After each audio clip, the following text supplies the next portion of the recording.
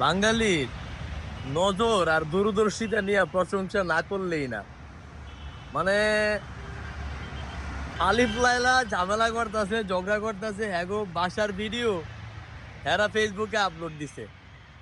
এখন ওই আমরা সবাই হ্যাগো যাই ঝামেলা মিট করুম, না হ্যাগো মধ্যে ঝামেলা চলতেছে ওইটা মিট করুম আমরা। ওই আমাদের মায়ের সমতুল্য আন্টি বুঝাইতেছিল উনি কি কি বিপদে আছে।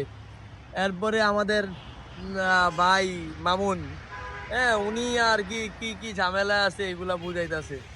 আপনারাই এডি না দেখা আপনারা করলেন কি, ক্যামেরার এক ফাঁকা দিয়া দেখা যাইতাছে ওই যে বাসার জানলার পর্দা, ওই পর্দা নাই, আছে বিছনার চাদর, ফেলে এখন মাতামাতি।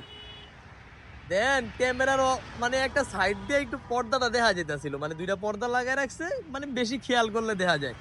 কারণ হ্যাগো ঝামেলা আমরা না দেখ বাঙালি কি দেহে বাসায় পর্দার বদলে বেডশিট ব্যবহার করতেছে।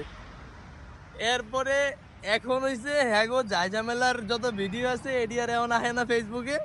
এখন ফেসবুকে নিউজ ফিডে কি আহে, খালি ওই যে পর্দা দিয়া রাখছে।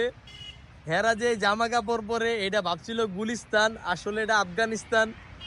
হায় রে বাঙালি, মানে ইন্টারন্যাশনাল নজর, মানে ইন্টারন্যাশনাল গোয়েন্দা সংস্থারও মনে হয় না এত তীক্ষ্ণ নজর, বাঙালির এত নজর এত তীক্ষ্ণ। ভাই বাঙালি সেলুট সেলুট।